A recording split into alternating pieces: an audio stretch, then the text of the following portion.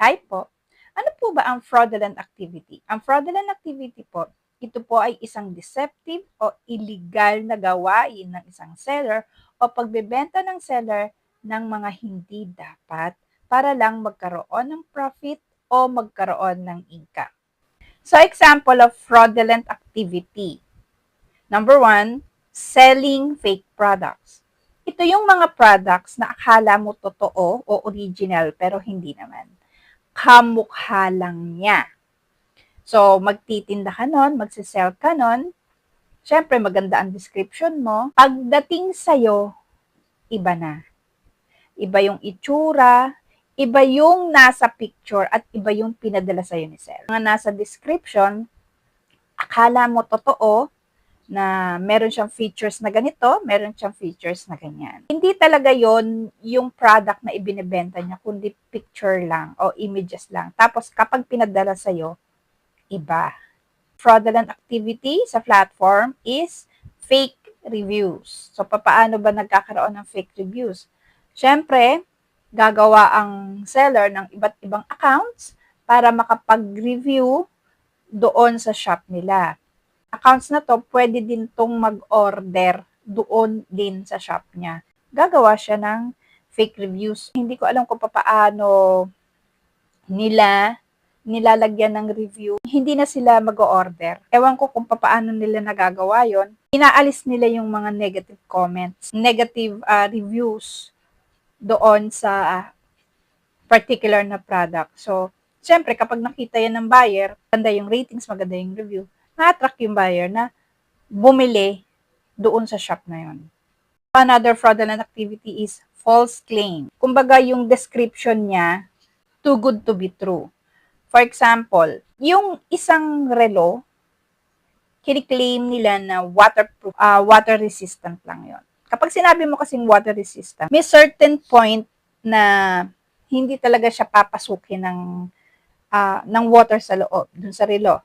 Pero kapag na-reach niya na yung pinaka-peak, pwede siyang pumasok sa loob. Yung pwedeng ma-penetrate yung relo ng tubig. Pag sinabi mong waterproof, ito talaga yung isang feature ng isang product na hindi talaga siya napapasukan ng water sa loob. Pero ang kiniklaim niya at sinasabi niya dun sa description niya dun sa product niya is waterproof. Another fraudulent activity is misleading images. Minsan, ang karamihan ng ginagamit ng iba para maka-attract ng buyer. Ilalagay mo yung original na picture o image ng isang product, pero kapag dumating sa'yo, iba na. Iba na yung kulay, iba na yung size. Minsan kasi, yung husband ko, nag-order online, nagandahan siya kasi mura lang, it's worth 900 yata. Basta wala pang 1,000. Tapos ang binigay sa kanya parang class A lang. Hindi talaga yung actual product na naka-display o naka-post doon sa shop. So, iba na pagdating sa'yo. Defects. May mga product kasi na ito talaga yung product na ipapadala niya sa'yo. Pero, hindi niya sasabihin na merong sira o damages. Ito, ilang beses na akong nakaranas na to. Nag-order ako ng yung lalagyan ng cooking oil.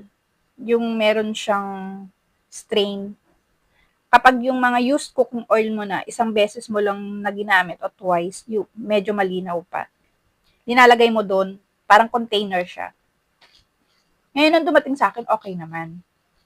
Kaya lang, nung tiningnan ko yung ilalim, wala naman siyang butas, pero meron siyang UP. Mga 2-3 UP yun. Tapos sa loob, parang nagamit na. Ang dami niyang stain, mark na tubig. Hindi man lang inayos ang pagkakalinis. Tapos sa may gilid, bukod dun sa UP, meron para siyang stain. So may mga defects siya. So ang ginawa ko, hindi ko na sinoli, wala namang butas. Binigyan ko na lang siya ng 1 star. Preferred seller pa naman. Hindi nyo ma-refund, daanin nyo na lang sa rating, sa review. Bigyan nyo ng 1 star, 2 star. At malaking impact yon sa shop niya.